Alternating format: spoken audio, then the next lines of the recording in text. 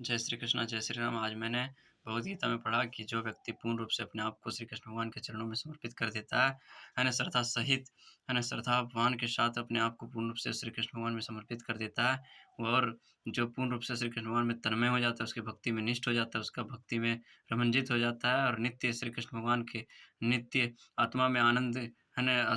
उसका नित्य दर्शन करता है ना? तो वह व्यक्ति कभी भी अपने जीवन में असफल नहीं हो सकता। कहता है जो व्यक्ति कृष्ण भावना के भक्ति में निष्ठ है, उसे कभी भी अपने जीवन के भावी जीवन के लिए चिंतित नहीं रहना चाहिए, ना ही उसे आवश्यक पदार्थों की चिंता करनी चाहिए क्योंकि जो भगवान की भक्ति में पूर्ण रूप से विभोर है, निष्ठ है, उसके लिए सारे पदार्थ श्री कृष्ण भगवान स्वयं उपलब्ध करा देते हैं। परंतु आपके अंदर शुद्ध हृदय होनी चाहिए, शुद्ध हृदय के साथ श्री कृष्ण भगवान का स्मरण करना चाहिए, उसका नित्य दर्शन करना चाहिए, उसका नित्य भक्ति करनी चाहिए, उनके नित्य गुणगान करना चाहिए। कभी भी श्री कृष्ण भगवान का उपहास ना करें, ना ही श्री कृष्ण भगवान के भक्तों का उपहास करें। क्योंकि जो मूढ़ व्यक्ति इस प्रकार का कर्म करता है, वह हमेशा पापों के बंधनों में बंध जाता है।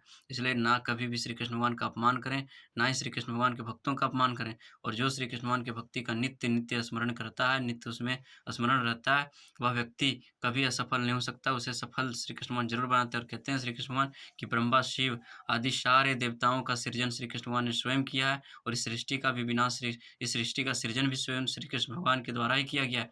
और इसका विनाश भी श्री कृष्ण भगवान कहते हैं और आगे कहते हैं श्री कृष्ण भगवान कि जब-जब इस संसार में धर्म का, है ना, धर्म का उल्लंघन होता है, धर्म का नाश होता है, तब-तब मैं इस संसार में अवतरित लेता हूँ धर्म को पुनः स्थापित करने के लिए। इसलिए कभी भी अपने जीवन की व्यर्थ चिंता ना करें और श्री कृष्ण भगवान में अपने आप को पूर्ण रूप से समर्पित कर दें। यही एक मुक्ति लाभ का सबसे बड़ा उपाय है। कहता है क्या कि बहुत सारे संसार में इंसान हुए, है ना? बहुत सारे इंसान हैं जो व्यर्थ के कर्मों में लगे हुए हैं, जो सत्व कर्म में नहीं लिप्त हैं। इसलिए सत्व कर्मों को चुनें और व्यर्थ के कर्मों पर ध्यान ना दें, है ना? कहता है जो श्री कृष्ण भगवान को हृदयंगम कर चुका है, सर्द हृदय के साथ श्री कृष्ण भगवान का नित्य स्मरण करता है, उसके अंदर से अज्ञान रूपी अंधकार को पूर्ण रूप से बदल करके प्रकाश रूपी ज्ञान में प्रकाशित कर देते हैं और वह सारे ज्ञानों से युक्त हो जाते हैं। कहता है विश्वविद्यालय में आप कितना ही ज्ञान क्यों ना अर्जन कर लें, परंतु अगर श्री कृष्ण भगवान की भक्ति में निष्ठ नहीं है, उसके भगवान के तत्व को नहीं जानते हैं, तो आपकी सारी शिक्षा व्यर्थ है।